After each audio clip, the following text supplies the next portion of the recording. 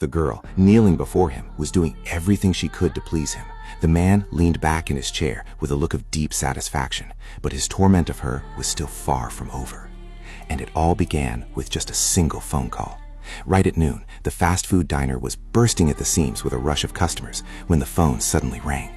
On the other end of a line, a man identifying himself as a police officer spoke in an extremely stern tone. He claimed to have irrefutable evidence proving that one of the female employees had robbed a customer.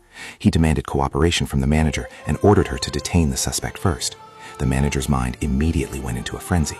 When the officer described the thief's appearance, she assumed without a second thought that Anna was the one who had stolen the money. Following the caller's instructions, the manager summoned Anna to the back room for questioning. Anna, of course, denied the theft, but the man on the phone was relentless. Under his non-stop pressure, Anna was forced to strip off her clothes to prove her innocence.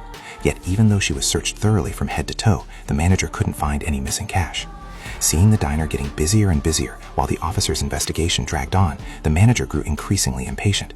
She practically begged him to come down in person as soon as possible, but the officer replied that he was currently taking the victim's statement and couldn't leave just yet.